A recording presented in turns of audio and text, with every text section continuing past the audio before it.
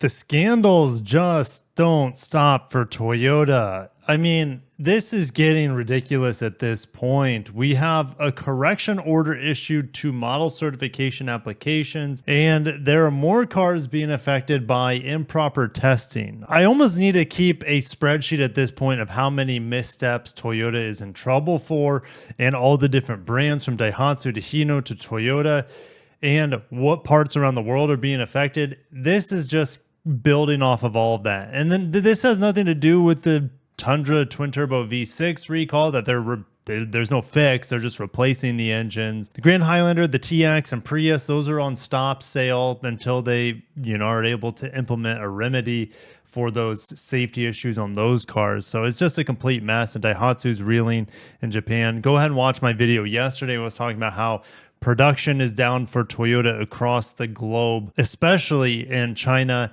and Japan, where those markets are really reeling for different reasons. In Japan, because of Daihatsu and their cheatings, Hino because of their cheatings, but also in China because the market there is really flipped from Japanese car dominance in some ways from 2019 all the way to 2024, where they're thinking about just leaving the country. 5-year span going from the peak of their game to being worthless in the Chinese market. All right. So with that all aside, what is the most recent thing going on with Toyota? Well, they've been under investigation. They've had agents from the Land Infrastructure, Transport, and Tourism Office snooping around Toyota since June 3rd. And as a result, today they've received a correction order from that office, which urges us to make drastic reforms to ensure appropriate certification operations. We have also received suggestions and guidance on additional matters. It is with deep regret that we were not able to properly conduct our certification operations, and we apologize to our stakeholders for any concern or inconvenience this may have caused them. Well, some people like having these terrible news pieces coming out on Toyota. They just buy when the stock price drops. Through a series of suggestions and internal investigations, we believe that these incidents were caused by both on-site and management factors. So the on-site factors, we have unclear internal operation rules for preparing documents required for a certification application. We have insufficient clarification and management of resources required for the certification process, and insufficient awareness of the importance of certification work. And on to managerial factors, we have a lack of understanding and involvement of management and executives in the overall certification process. All right. So at least they claim they don't know. But I mean, the certifications now are so deep with how complex cars are and all the rules and regulations that different governing bodies and different governments have on these cars. It is extraordinarily complex. In addition to the cases reported on June 3rd, the MLIT indicated 8 new cases involving 7 vehicles through their on-site investigations, which were not certified in accordance with the prescribed procedures. Some of the vehicles that were affected on June 3rd, like the Fielder, Axio, and Corolla Cross for the Japanese market, they're scheduled to resume production in the beginning of September. And shipments of the little vans, the Noah and the Voxy, have been suspended since July 29th due to additional incidents.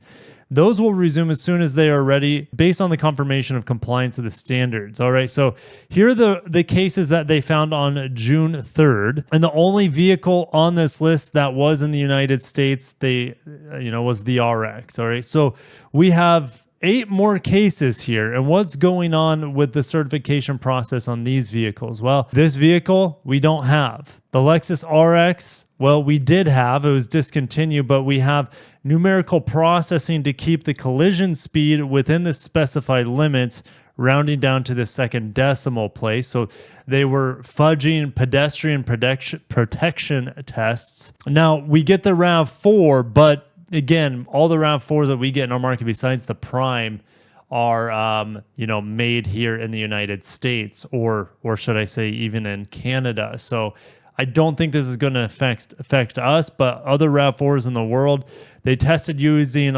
loading blocks that differ from the regulations and seat locking mechanism parts that differ from those used in mass production. We already mentioned the Noah and the Voxy. and the Harrier here. Now, the Harrier is the same thing as the Venza, which we do get here in the United States. It is being discontinued for our market for the Crown Signia in favor of that vehicle, even though, the Harrier is a better buy. It comes in at a much lower price, or I say the Venza is a better buy, much lower price than the starting price of the Crown Signia. But for the Venza here, they tested using parts that different from mass production. So for the Venza, the front door internal bracket for pole side impact tests. This is a similar situation that we were seeing with Daihatsu.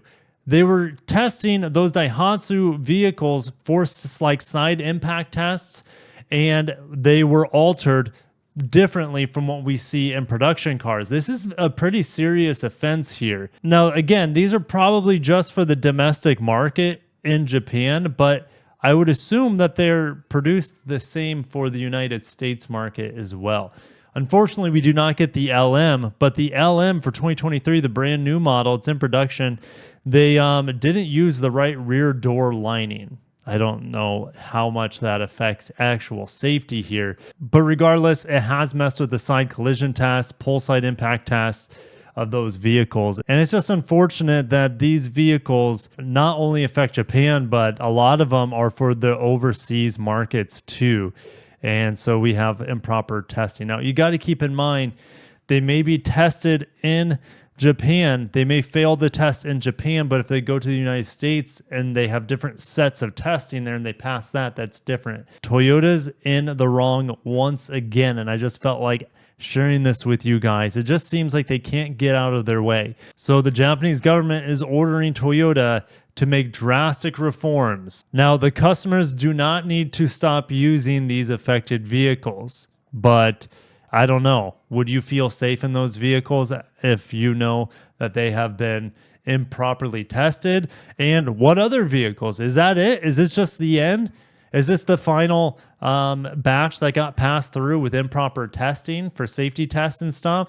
Or are there more vehicles to be found out in the future? And is this going to, strike some worry into the hearts and the minds, especially the domestic market in Japan for Toyota cars? And what's ironic, earlier this month, after the June 3rd findings of the Axio, the Fielder, etc., Toyota said it had not found any new cases of wrongdoing in car model certification applications beyond the ones on June 3rd. But now we have 8 more. So what is really happening here? Now, remember, it's not just Toyota. It was Mazda. I think Suzuki or Isuzu was in there. Honda was in there as well. Look, the ministry just said that 6 of the 7 additional Toyota models with the irregularities were also certified in other countries, and it had alerted overseas authorities about the issues. So again, going back, what issues could be found here? Well, again, it could be the Venza / Harrier for our market that may have not been properly equipped for production models and still pass through the test.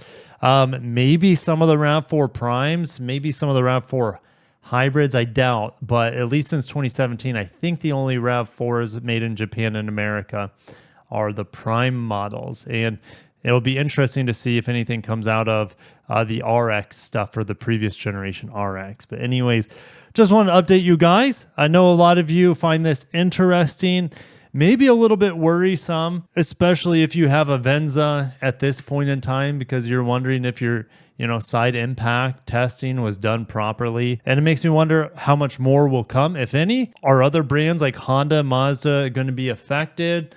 Time will tell, but I'm going to shut it down there, guys. Hopefully I have some exciting and good news for Toyota. It's been kind of murky this year for the brand.